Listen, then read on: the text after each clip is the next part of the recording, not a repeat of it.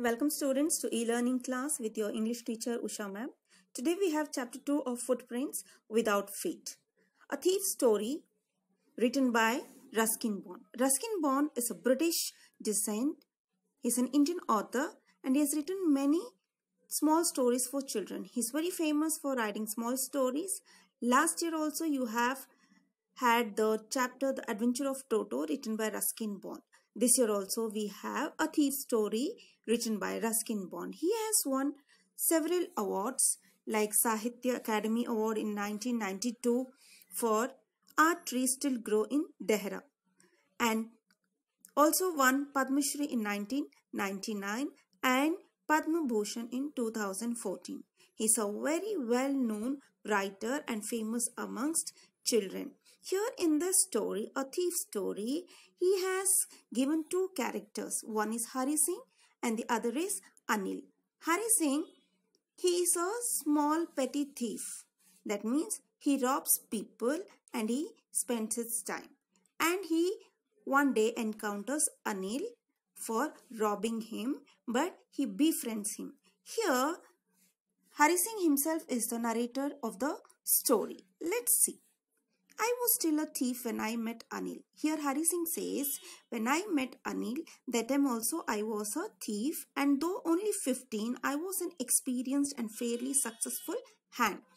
When Hari Singh met Anil, he was only 15 years old and he was well versed in robbing. While he says fairly successful hand means he was expert in robbing. Anil was watching a wrestling match when I approached him. When Hari Singh went and met Anil, Anil was watching a wrestling match, Kushti ka match. He was about 25, a tall, lean fellow. Anil, he was 25 years old. He was tall, thin fellow, and he looked easygoing, kind, and simple enough for my purpose. Here, Hari Singh says, Anil, he was very easygoing. Easygoing means simple man. I hadn't had much luck of late and thought I might be able to get into the young man's confidence. Now here Hari Singh, he says, for so many days I did not try my hand. I did not rob anyone. So I thought I will get into the confidence of this young man, that is Anil. I will talk to him politely and we both will become friends. You look a bit of a wrestler yourself, I said. Here Hari Singh is telling Anil, sir, you too look like a wrestler. A little flattery helps in making friends. Hari Singh thought, if I butter him, if I do buttering with Anil, he will befriend me. So do you, he replied. And even he says to Hari Singh, you too look like a wrestler. Which put me off for a moment because at that time I was rather thin. Here Hari Singh is saying, even Anil told me, you also look like a wrestler. That surprised me because I was very thick. Hari Singh was very thin then. Okay, whatever it is. Well, I said modestly, very easily, very earnestly, sincerely. Hari Singh said, well, sir, to wrestle a bit. Hari Singh says, sir, I do a little bit of wrestling. What's your name? Anil asked him, what's your name? He says, Hari Singh. He lied because Hari Singh is not his real name. Every time he changes his name whenever he meets a new person. I lied. I took a new name every month. That kept me ahead of the police and my former employers. But I can't pay you. So here, Hari Singh, whenever he met a new person, he changed his name so that the police and his ex-employers couldn't find him or couldn't search him. So, Anil says, okay, but I can't pay you if you work for me. After this introduction, Anil talked about the well-oiled wrestlers who were grunting, lifting and throwing each other about. Now both had casual introductions saying hello and praising each other. After this, Anil talked about the well-oiled wrestlers, the wrestlers who were fighting their bouts, and he started talking about them, how those people are grunting, how they are lifting one another and throwing each other about. I didn't have much to say. Hari Singh is saying, I didn't have much matter to talk to him. Anil walked away. So he didn't answer. Hari Singh did not answer and Anil, he walked away. I followed casually. Hello again, he said. Now, he went away, Anil, and again Hari Singh followed him. Anil again he said hello. I gave him my most appealing smile. Hari Singh had a very sweet smile. So when Anil said hello, Hari Singh, he gave a sweet smile. I want to work for you, I said. Now Hari Singh is saying, sir, I want to work for you, but I can't pay you. Now again Anil is saying, I can't pay you. I thought that over for a minute. Hari Singh is thinking, why did he say that? Perhaps I had misjudged my man. Hari Singh is thinking, I think I have misjudged my man. He's not rich enough to be robbed. I asked, can you feed me? Hari Singh he asked Anil, can you feed me, sir? Now Anil is asking, can you cook? I can cook, I lied again. Now Hari Singh again he lied. This is the second time he's lying. He's telling, sir, yeah, I can cook. But he couldn't cook. He never knew cooking. If you can cook, then maybe I can feed you. Now Anil is saying, Hari Singh, if you can cook, then I'll feed you.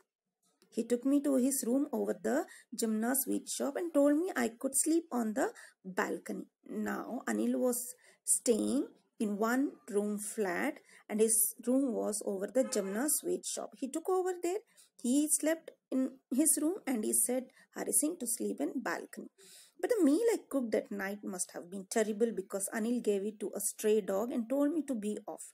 Now Hari Singh he cooked food. First food he cooked, it was not tasting good. So what Anil did, without complaining, he put that food to the stray dog. And he never told anything to Hari Singh. But I just hung around smiling in my most appealing way and he couldn't help laughing. And Hari Singh so sad. He was feeling very sad that my food was not cooked well and he was giving that innocent smile. And Anil couldn't stop laughing or stop smiling at him. Later he patted me on the head and said, never mind, he would teach me to cook. And Anil, he felt very bad and he patted on Hari Singh's head and he said, never mind, no problem, it happens. I will teach you how to cook. He was feeling embarrassed, so looking at that, Anil felt bad. And Anil also was a very good guy. He never told anything. He said, no problem, I'll teach you to cook. There is nothing to be embarrassed about. So here they go in understanding with each other. He also taught me to write my name and said he would soon teach me to write whole sentences and to add numbers. Anil was so good. He's so humanly and he told Hari Singh, don't worry, I'll teach you how to write your name and within few days I will teach you how to write in sentences and to add numbers also. Hari Singh felt very happy. He was so thankful. I knew that once I could write like an educated man, there would be no limit to what I could achieve. Now Hari Singh is saying, once if I learn to write, learn to add numbers, then no one can stop me. I can earn my own living. So he was so grateful to Anil. It was quite pleasant working for Anil. I made the tea in the morning and then would take my time buying the day's supplies, usually making a profit of about ₹1 a day. So both became friendly to each other and every morning Hari Singh used to get up early, used to prepare tea for himself and also for Anil, and he used to go for buying groceries. And while buying groceries, Hari Singh, he used to keep ₹1 to himself. This Anil knew, but he never complained any time. Anil let it go simply and he never told him anything. I think he knew I made a little money this way, but he did not seem to mind. So Hari Singh knew that Anil also knew that he was keeping a money for himself, ₹1 or so to himself, but Anil did not ever complain to Hari Singh, why did you keep that money or something, give me the extra change, nothing. He never complained. He was very polite and he left the things to go by itself. And now both were living together happily. Both were living happily together and they were satisfied with each other's company. 1 month passed. Hari Singh did not perform his business. Now from 1 month, Hari Singh, he did not rob anyone. Now Hari Singh did not perform his business. That means he did not rob for 1 month. One day he saw Anil had bought a bundle of notes. Now one day Anil he bought bundle of notes. He got money from somewhere. Someone had paid him, so he bought that money and kept under his mattress. Now Hari Singh was tempted. He wanted to rob that money. He want to steal that money. So he saw Anil placing those notes under his mattress. As Hari saw the bundle of notes, his evil spirit awakened in his mind and he decided to rob Anil that night. Now looking at that, he got tempted and he thought, this night I am going to rob these notes when Anil is asleep and I will run away from here. After taking dinner, Anil slept peacefully. Anil, he took his dinner and he went to sleep. Hari could not sleep. He woke up. Now Hari, he knows there is money. He wants to rob that money, so he did not sleep that night. He crept to the bed and slipped his hand under the mattress. Now Anil was fast asleep. What Hari Singh did, he slowly, gradually put his hand under the mattress to find the notes. He found the notes and ran away on the road. Now he got those notes from under the mattress and he ran away on the road without anyone noticing him. Hari Singh made up his mind that he would directly go to the railway station and would catch the Lucknow Express. Now he thought, let me run away from here so that nobody can catch me. He went to the railway station to catch the Lucknow Express. He thought that Anil would not catch him if he ran away from the city.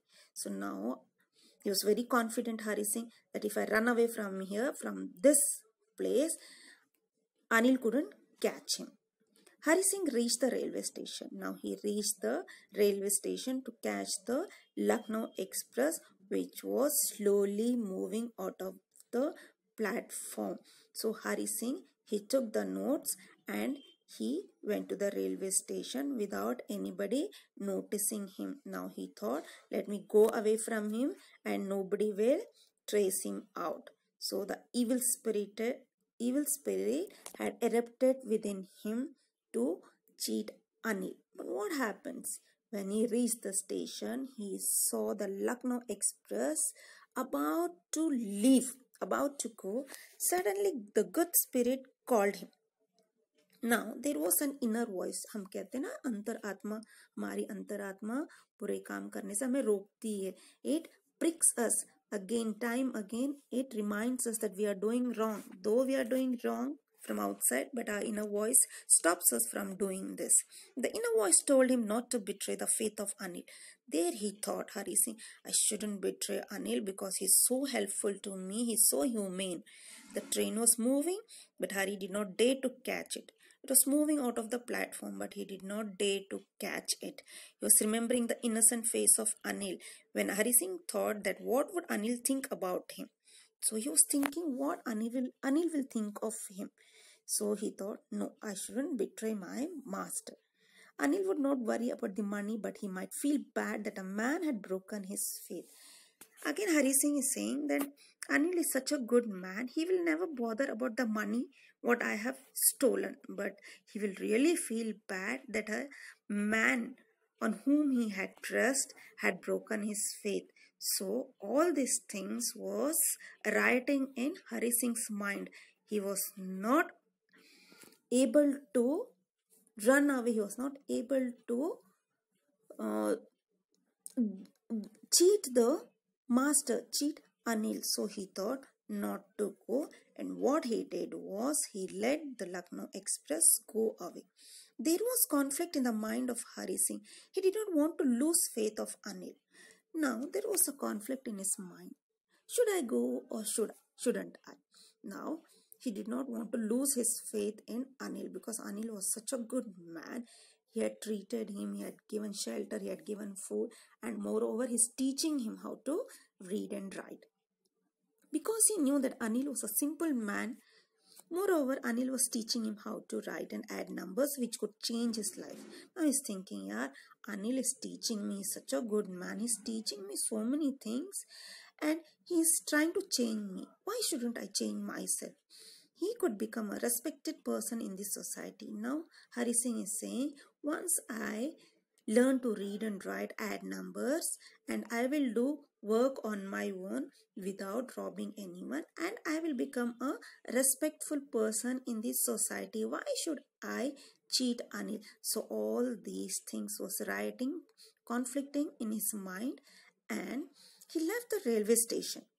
and all these things were coming in his mind. He left the railway station. He let go the Lucknow Express. He came to the Maidan and sat on the bench. He came out of the railway station. There was a ground and there was a bench in the ground. He went and sat there. Just then heavy rain started. It was a month of November. Chill wind started blowing. So all of a sudden it started raining, and it was November month. And remember, winter season starts. So it was winter rain and it was so cold. He was feeling very chilled. He was feeling uncomfortable that he had cheated his master. He felt more uncomfortable as he had cheated an innocent person. His shirt and pajama stuck to his body because it was wet due to the rain. So it was raining heavily and his clothes all stuck to his body. Totally he was drenched in rain, and the notes he was hiding inside his pajama got wet, totally wet, and he was feeling uncomfortable. And from there he took the shelter under a clock tower which was nearby. He went to the clock tower. He sat under the clock tower to shelter himself, to get drenched furthermore. So what he did, all of a sudden he went and sat there. He sat under the tower. Suddenly he remembered his notes. All of a sudden it struck to his mind, oh yeah, I've got my notes, the money what he had robbed. He searched for it and found that all the notes were wet. He searched, he got those notes, and he saw that all the notes were wet. He realized that learning how to read and write would help him to get a much more respectable and honest job which would pay him much more than these few hundred rupees. Then started thinking, if I read and write, if I add numbers, I can get a respectful job and I can earn much more than these 100 rupees. What are these 100 rupees for me? I can earn more than this. Then he decided to go back to Anil's house. And then he thought, no, I have to go back to Anil's house. He reached the room and placed the money back. He was so sincere. His inner voice did not allow him to cheat Anil. So he went back slowly to Anil's room the same night, and he placed the wet notes under Anil's mattress. He didn't want to cheat his master, and without being noticed by anyone, he went slowly, crept inside the room, and he placed the notes under the mattress of Anil, and he went to sleep. And the next morning, what he did not wake up. Otherwise, every morning he wakes up first and he prepares tea for himself and also for his master. But he went to sleep without being noticed by anyone. Early morning, Anil got up.